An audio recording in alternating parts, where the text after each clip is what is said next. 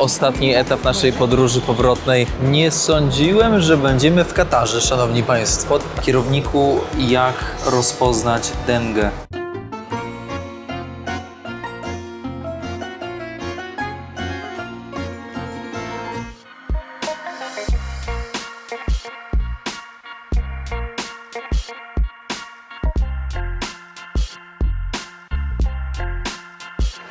Witam, kłaniam się bez kapelusza, bo kapelusz w plecaku. Witamy razem z Haneczką z kanału Studio Rozmów, moi drodzy. Ostatni etap naszej podróży powrotnej. Jak można nazwać? Podróż ewakuacyjna? Nie, podróż rescue, ratunkowa.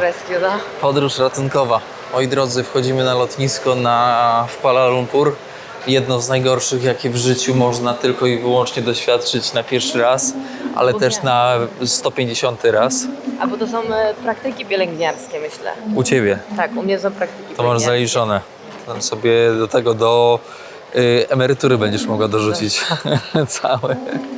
Szanowni Państwo, proszę zostawić łapeczkę, komentarz, podać odcinek dalej, aby samolot wystartował szczęśliwie. I trzymać kciuki. Hania podbija pytać, bo naszego lotu nie ma na tablicach. Bo nigdy mi się tak nie zdarzyło. Czarny scenariusz, najgorszy na lotnisku. 3 razy już datę sprawdziłam, czy na pewno jesteśmy dobry dzień na lotnisku.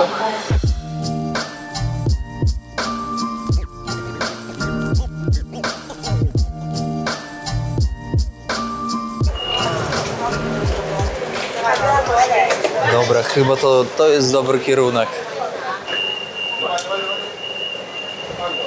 Ty, ale języka rosyjskiego słychać, co? Słyszysz wokół? Jakiś mini ogród botaniczny na lotnisku. Zobaczmy. Wow. Ale miejscowa.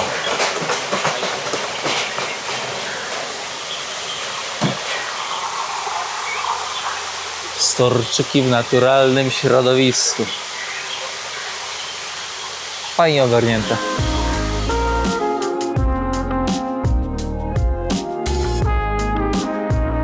Na lotnisku rzecz jasna. Magnesy, otwieracze. Patrzcie na to.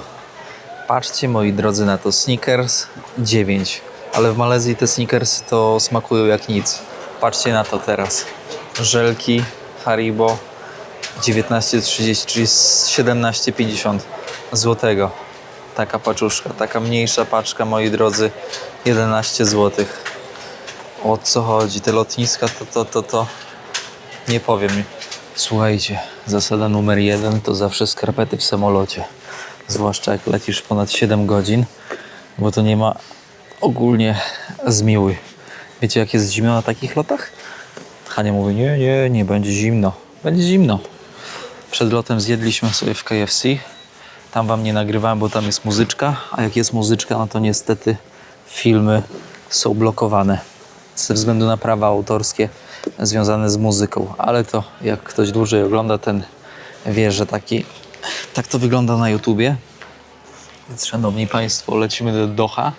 W Doha spróbujemy ogarnąć hotelik, który będzie na koszt biletu, w sensie na koszt firmy. No więc zobaczymy, jak to wyjdzie. No, a w międzyczasie zobaczycie, jak się leci Qatarem Airline. Czekaj, dobra, jeszcze się pakują tam, więc mam czas.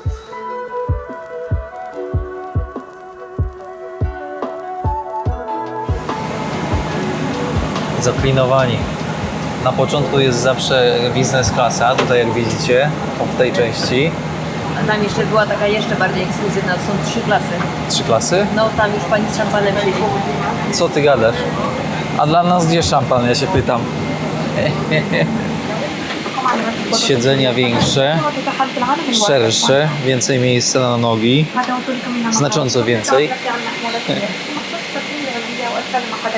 Ty, ale żeby płacić za to kolejne 2000, no to nie, sorry. Moja cebula mi wewnętrzna nie pozwala. Widzów też nie. Cóż tutaj dali? Zobaczcie, taki pakunek. Pyk, pyk. I co tutaj? Szczoteczka do zębów, faktycznie. O, jest ta opaska na oczy. O, to będzie spoko. żeby sobie tutaj przelecieć dobrze. Skarpety okładowe, żeby chyba zimno w stopy nie było, jak ktoś sandałuje w życiu. I zatyczki, ale od razu wam powiem, że te zatyczki są po prostu słabe, bo ja się znam na zatyczkach jak nikt inny. No więc taki zestaw podróżniczy. Proszę zobaczyć, pełny samolot. Ma 3 sekcje, 3 rzędy i wypełniony. Nie spodziewałem się, myślałem, że będzie mniej ludzi leciało, a jednak zdziwienie. Oblegana trasa, Malezja, Doha. Śmierdzi. Śmierdzi od kogoś. Pani już nie wytrzymuje. Jest źle. Na tyle osób śmierdzi już jakiś przyszedł. Hania? Oficjalny browarek. Zdrówko. Zdrówko na budu. O 11 rano. A wy co? No właśnie. Widzicie, jak trzeba żyć. Dęga i piwko. To jest nasze paliwko. Obiad. Moi drodzy, ja wiem, że dzisiaj podsumowanie, ale na spokojnie w tym odcinku zdążymy na wszystko. Dzisiaj kurczak serwowany. Tutaj, że tak powiem, mięśni nie wyrobisz, ale to piwko tak mnie rozłożyło. Przyznam szczerze, że normalnie byłem w 7. niebie. Tak mnie to roztego. Naprawdę. Tak szybko wzięło, że to jest jakieś nieporozumienie. No, sztućce normalne dają. Proszę bardzo. Patrzcie, jak zawinięte. Kurde, wyższa klasa. I teraz wam pokazuję, co mam. Ciasto brownie, bułeczka, ryż, nie, kasza kuskus z jakimś kremem. Bulgur. To jest bulgur? Tak, bo czytałam. Okej. No i tutaj, szanowni państwo, ryż, warzywka i kurczak. Jezu, te warzywa to one nie smakują jak nic. Przynajmniej tak w Malezji smakowało. Niestety jedzenie w Malezji na minus. Jakoś mi tak nie podeszło. O, włos. Jest włos pilota spod nogi. Boże, nie dam rady już jeść ryżu. A wziąłem ryż. Nie mam dobrą A pastę. daj spróbować. Ale zazdroszczę pani tego. Zobaczcie teraz na to, co tutaj się podziało w samolocie. Oprócz tego, że pani tam prawie że wymiotuje z prawej, ja tutaj unik robię, to patrzcie na to, że w samolocie jest normalnie internet. Zobaczcie, teraz robię test prędkości i ogarnijcie, jak szybki jest ten internet w samolocie. Jakieś, nie wiem, 10 000 kilometrów, przepraszam, 10 kilometrów nad ziemią. Patrzcie na to, widzicie? Nawet odcinek mógłbym teraz wrzucić i by się wrzucił w jakieś 40 minut. Niesamowita sprawa w locie komercyjnym takie rzeczy, ale faza. Naprawdę tego się nie spodziewałem. Pierwszy raz w życiu przez tyle lat lecę samolotem, w którym jest internet.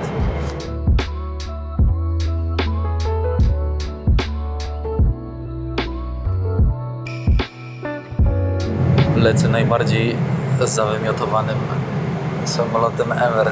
Śmierdzi mi po prostu wszędzie, słuchajcie, wszędzie, normalnie tak, że mam taki wyczulony zmysł zapachu. Jak mówię Hani, to się na mnie wkurza, że mówi, że śmierdzi wymiotami. Wtedy mi też śmierdzi. A tak to nawet bym o tym nie wiedziała. Orzeł wylądował. A nikt nie klaszcze jak w samolotach, gdzie jest dużo Polaków. Ja bardzo lubię w ogóle tę Bo oni tradycję. się nie znają. Zaklaszcz. No, i elegancko. Dobra. Szanowni Państwo, ewakuacja. Thank you, bye bye. Słuchajcie, ewakuacja i wchodzimy. Thank you. Mamy katar. Nie Tatar, tylko Katar, moi drodzy. Witam serdecznie. Załatwić teraz ten pobyt tutaj na 14 godzin, ty.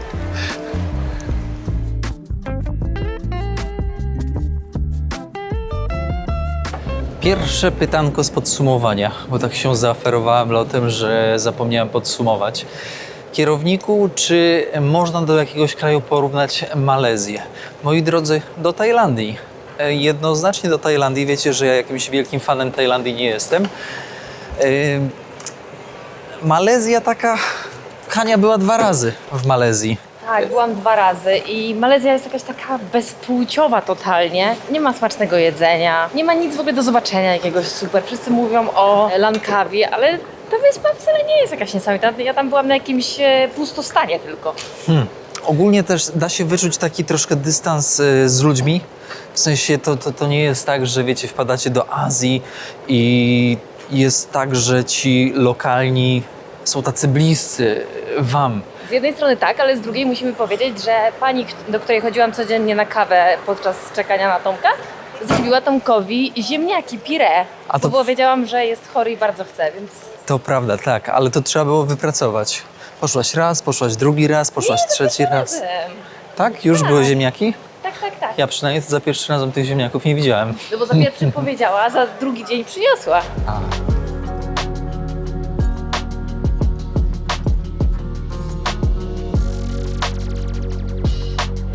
Ja chory, bo ja dengę miałem i idziemy ogarniać hotel w ramach biletu. Dengi. Sprawdzamy, czy to można ogarnąć, czy nie. No nieładnie, no. Moi drodzy, szybsze połączenie jest, więc nasz bilet się nie kwalifikuje do tego, żeby all inclusive tutaj w Katarze zrobić. O co chodzi z szybszym połączeniem? To, że jak mamy 14 godzin stopu, to w międzyczasie jest jakieś inne szybsze połączenie do Warszawy. Ale lipa. Niedobrze, plan legł w gruzach. O widzisz, powiem tak, plan z kulki strzelił. Nie sądziłem, że będziemy w Katarze, szanowni państwo. Tak bilet pokierował. Katar, moi drodzy, ma niecałe 3 miliony mieszkańców tylko, albo i aż, ponieważ niecałe 12 tysięcy kilometrów kwadratowych ma powierzchnia państwa.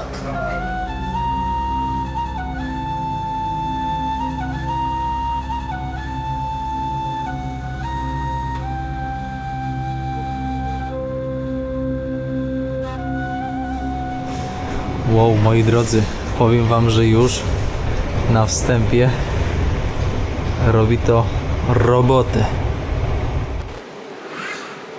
Patrzcie na to. Pyk, bilecik za 6 zł na cały dzień. Taki pas dla jednej osoby. Całą noc, w sensie na dobę. Do momentu, aż będą, wiecie, zamykać. Elegancko, bo przeświadczenie jest takie, że Katar jest drogi.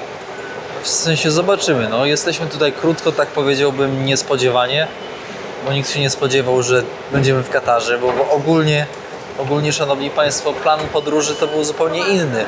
Jaki był plan kierowniku na podróż? Moi drodzy, tak jak zaczęliśmy w Indiach, później była Sri Lanka z Hanią, a następnie Malediwy i Malezja. Kończymy na Katarze. To jest ostatni odcinek, dlatego też tak sobie spokojnie wędrujemy dzisiaj. Plan był bardziej skomplikowany, w sensie bardziej złożony i tak na dobrą sprawę udało się wykonać jakieś 50% z założenia, bo tak szczerze, no to miały być zupełnie jeszcze inne kraje po drodze, ale niestety no, ze względów zdrowotnych nie jestem w stanie kontynuować projektu, więc jak sami zresztą widzicie, no nie ma energii na to. Więc trzeba wrócić, zregenerować się i wtedy uderzyć w kolejny projekt. Podjechali kawałeczek. Metro, powiem wam, 10/10. Ale metro dobrze skomunikowane. Powiem wam, że bilet jednodniowy za 6 ichniejszych riali katarskich, czyli 6 zł. Jeździsz ile chcesz, jak panisko. Widzicie to okienko tutaj przede mną, to które wam pokazuje Gold Club. Jak jesteś w Gold Clubie, to masz możliwość jeżdżenia metrem w specjalnym przedziale Gold. I ogólnie jak jesteś w tym Goldzie, no to masz taki ten przedział, że tak te siedzenia są po bokach, tak dziwnie, tam gość cały czas chodzi, sprząta i powiem wam szczerze, że chyba pierwszy raz się spotkałem właśnie z czymś takim. Elitarny przedział w metrze katarskim. Pierwsze zderzenie z betonozą. Zobaczmy, jakie będzie uczucie ciepła. O kurde, jakie powietrze jest ciężkie. Oj, jak ciężko. Oj, jak ciężko. Hania już zderzyła się ze wzrokiem tubylców. Moi drodzy, czy uważacie, że Hania jest stosownie ubrana na Katar? No absolutnie nie i myślę, że za chwilę się ubiorę, bo rzeczywiście mocno patrzą na mnie, nawet nie ma związku z tym, że Tomek jest obok mnie, gdzie nie powinni, ale czuję taki mocny wzrok, taki oceniający, że jestem źle ubrana i się ubiorę zaraz. To prawda, jesteśmy w kraju takim, powiedziałbym, bardzo mocno ortodoksyjnym, gdzie prawo oparte jest o szariat, czyli o islam, o religię, więc no, kobieta ma stricte ustandaryzowane zasady, w sensie od ubioru po zachowanie, po etykietę zachowania, po wiele innych rzeczy. Ale o tym jeszcze pogadamy. Zabukowaliśmy sobie hotel na te 12 godzin. Tutaj będziemy kimać. Znaczy kimać, no plecaki zostawimy, trochę pośpimy, pojemy i pójdziemy, pozwiedzamy. Dobra, słuchajcie, jest tak. 10. piętro. Ty, Hania, podnieśliśmy standard wyjazdu. Standard jest naprawdę mocny i będzie fajnie. I bęk. A ciekaw jestem, czy cenę zgadniecie. Jest siłownia i jest basen na górze. Ten basen jest z tego wszystkiego najważniejszy, bo w tej mojej misji pielęgniarskiej nie zdążyłam się opalić. 10:02. Pokój. O, ale piękny obraz. Podoba mi się. Tam jest 10:08. 10:02, szanowni państwo. Tutaj po lewicy gdzieś pewnie, albo po prawicy. Proszę otwierać. Najwyższe piętro w lokalu. Ale kurde, jak dziwnie. Ty, nawet zobacz, waga jest. Ale jaja. Będzie ważone. Zobaczcie, jaki standard, ty. Ja w ogóle odzwyczaiłem się od takiego standardu. Kawka, herbatka. Zobaczmy, jaki mamy widok z okna. Ole, jakie kotary grube. Proszę zobaczyć na to. Jaki widok.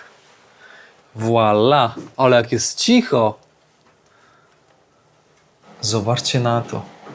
Łazienka. Kurczę, po prostu ja w szoku jestem. Taki standard. Jakieś kremy, nie kremy, ty w ogóle ponad stan tego dali. I powiem wam tak. Oczywiście Koran jest do przeczytania. A jakże. Jestem zdziwiony w ogóle standardem. Zapłaciliśmy za ten hotel 125 zł i nie spodziewałem się, że będzie aż tak to wyglądało, a wygląda mega to. Ekstremalnie, patrząc na te malezyjskie warunki i ceny, do tego co jest tutaj w Katarze, za 125 zł wybraliśmy na szybko, żeby po prostu było blisko tego, blisko metra tego, ale wyszło. I to właśnie, mam wrażenie, są uroki właśnie Kataru czy Dubaju, że one się tak promują, mają taki marketing że są takie drogie i ekskluzywne, a tak naprawdę są bardzo podobne do polskich cen, albo i tańsze czasami. Tańsze za taki Tańsze, standard? Szybko na ząb wrzuciliśmy pizzę. Hindus nakręcił pizzę w Katarze. Margarita. Ale na cienkim dobra, ale brzegi już zakalcowate. Kolejne pytanie. Do którego kierownik z krajów, w których teraz był, wróciłby bądź poleciłby, żeby pojechać swoim widzom? Moi drodzy, najdłużej byłem w Indiach. Indie jak Indie. Szok kulturowy to jest idealny kierunek na szok kulturowy. Indie, Sri Lanka, Malediwy, Malezja, Katar. Katar, no to dosłownie będziemy tutaj chwilę, więc Katar odejmuje. Ciężko mi jest powiedzieć, czy warto, czy nie warto. Nie będę się porywać na to, żeby mówić cokolwiek o Katarze, Ale gdybym miał wybrać z tych, co byłem, to wybrałbym chyba Sri Lankę. Sri Lanka jest budżetowa. Ludzie są ekstremalnie przyjaźni, ciepli, nie są zmęczeni turystami. Nie jest tak ciężko jak w Indiach, psychicznie i fizycznie. Nie są to Malediwy, gdzie te ceny są wystrzelone i kompletnie jakość nie idzie w parze. Więc bez dwóch zdań w tym projekcie poleciłbym wam z czystym sumieniem Sri Lankę. Jakiś motorek, może tuk-tuka, a może po prostu tylko i wyłącznie plaża. Bo tak na dobrą sprawę, jeżeli pojedziecie w dobre miejsce na Sri Lance, to macie praktycznie taką plażę jak na Malediwach. Może to nie jest 1:1, ale wszystko tam gra tak jak trzeba. Gra ich uczy. Sri Lanka na luzie. Polecam. Idę teraz, ogarniam się i idę tam na górę, bo Hania już w basenie się opala, więc ja jestem ciekaw, jak wygląda basen. Zapraszam was też, żebyście zobaczyli. Powiem wam, że nie mogę zrozumieć, czemu w tych takich hotelach na Bliskim Wschodzie jest taki intensywny zapach. Jest cholernie... Oni tutaj napsikali nie wiem czym. Wszystko chyba tutaj spsikali. Wchodzimy na strefę siłowni. Proszę zobaczyć, jak to wygląda. Kurczę, powiem wam, że gdybym miał więcej siły, to bym sobie poćwiczył. Ale ja siły nie mam. Tu jest wejście na basen. Ile jest foczek? Obserwuję. O, jest jedna foczka z Polski. Zobaczcie, private basen. No mówię wam, proszę zobaczyć na rooftopie. Tutaj jakieś dwójeczki Andrzejów. Proszę, jak to wygląda. Kurczę, ale żeśmy, że tak powiem, trafili z tym hotelikiem.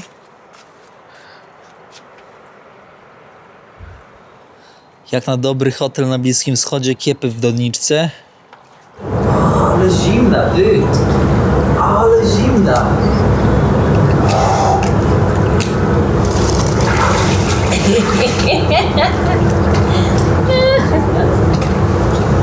I potem... Mordo, jaka zimna! Czy wy widzicie tutaj ogólnie tak pod światło, jaki jest wielki siniak na łapie? Cała łapa jest sina. Na basenie to było widać. Zobaczcie, no nie wiem, czy to w kamerze będzie widać. Cała łapa boli. Musiałam się wam pożalić. Idziemy z Hanią, coś zjemy i sobie połazimy po mieście trochę. Ogólnie to trzeba powiedzieć, że tutaj jest ogromna mieszanka w ogóle kultur. Od Hindusów, Pakistańczyków, po ludzi ze Sri Lanki, Malezja. Mega dużo narodowości. O, Afryki! Panie drogi! Naprawdę! Al-Ibtal Bakery. Podejdźmy, zobaczmy, jaki chlebek tutaj robią. Zobaczcie, świeżyna. Ale trzeba mieć gotówę. Ale elegancki. Hello. Very nice. No. Wow. Kolega tutaj elegancko. Hopa. What price for one? Real. One. One piece, Real. Za jednego wariata, riala, chlebek. Proszę, jakie bocheny. Anas bin Malik, tutaj macie ogłoszenie o robotę, jakbyście szukali. To pamiętajcie, powołajcie się na mnie, to robotę lepszą znajdziecie. Zobaczcie, same chłopy i Hania pośrodku nich. Widzicie, jak na cwaniaka wpadła? Z nowym outfitem.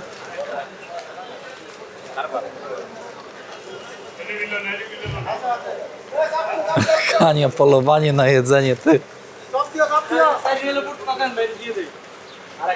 Jest jedzenie? Jest jedzenie, możemy jeść. Łazimy sobie od lewej do prawej, ale co trzeba powiedzieć, to to, że betonoza. Dużo betonozy. Ale powietrze przynajmniej znacząco lepsze niż w Malezji, bo w Malezji była duża wilgotność, a tutaj jest po prostu sucho. Kto drogi skraca, ten zawsze znajduje. O, co można zwiedzać w Katarze? Meczety. I chłopaków, ziomków można poznać. Męski krąg w Katarze. Wszyscy mają tutaj takie pudełka z jakimś jedzeniem. Tomek, trzeba się dowiedzieć, skąd je mają.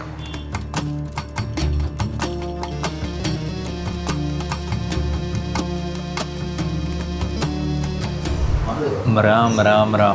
W restaurancie jesteśmy. Moi drodzy, ostatnie pytanie, które zostało wygrzebane z czeluści odcinków. Kierowniku, jak rozpoznać dengę? Powiem wam, że czy masz dengę, czy masz malarię, czy masz Chikungunya, czy jakoś tak się to nazywa, co przenoszone jest przez komary. Ciężko jest to ogarnąć, bo można to pomylić między innymi z zatruciem pokarmowym, więc trzeba bardzo bacznie obserwować i moje wnioski są takie, że jeżeli czujesz, że wymiotujesz, bądź słabo się czujesz, masz gorączkę, to zakładaj zawsze z góry najgorsze, czyli tą malarię, albo dengę, albo tą hikan, coś tam. Jedź do szpitala, żeby to potwierdzić w badaniach i to będzie najrozsądniejsze, bo niestety zakładanie wariantu najbardziej korzystnego dla Ciebie nie jest na rękę, bo tutaj czas gra jest Twoim największym sprzymierzeńcem. Im szybciej zareagujesz, tym krócej będziesz chorować i tym masz większe prawdopodobieństwo, że wyzdrowiejesz. Bo to też nie jest tak, że jak zachorujesz, to po prostu od razu, pojedziesz do szpitala i będziesz zdrowy. No tak nie jest. Więc zakładajcie zawsze najgorszy scenariusz i nie bagatelizujcie tematu, bo niestety w takich strefach tropikalnych jest to naprawdę, zwłaszcza dla takiego ciała jak nasze, europejskie, jest to śmiertelne, moi drodzy. Co my tu mamy? Hummus z oliwkami czarnymi, chlebek z masłem i z czosnkiem. Tutaj tak jest, tutaj jest kurczak malajski chyba, tak to przynajmniej można było wytłumaczyć. Smacznego. No ja, to dobra. Już jest smacznie. Kto by się przejmował etykietą? Sosik jogurtowy z czosnkiem. To jest to. W ogóle jedzenie jest zupełnie inna jakość jedzenia niż w Malezji. Hania kupuje zapasy owocowe. Tak jak ćwiczyliśmy. Salto, 360 i domknięcie odcinka. Podejdźmy troszkę bliżej. Moi drodzy, kończy się projekt nieoczekiwanie, który został przerwany przez Dengue. dengue fever, my friend. Moi drodzy, kończymy serię odcinków przez Indię, 2 z Jak to daleko, przez Sri Lankę z Hanią, przez Malediwy bez Hani, przez Co było dalej? Już potem Malezja. Malezja z Hanią i bez Hani. Więc taka sytuacja. Kiciunia, chodź, podejdź tutaj. Tomasz wraca teraz na rekonwalescencję domową. Czego Będzie się krzyczę tak? kurował. Czego tak krzyczę? Tak jest, wracam na rekonwalescencję. Moi drodzy, bardzo Wam dziękuję za tęże podróż. Miała trwać dłużej, wyszło jak wyszło, takie jest życie. Szanowni Państwo, więc tak, obejrzyjcie to, czego nie obejrzeliście, moi drodzy, i czekajcie na nowe przygody, już zdrowe przygody, z Hanią albo bez Hani, zobaczymy.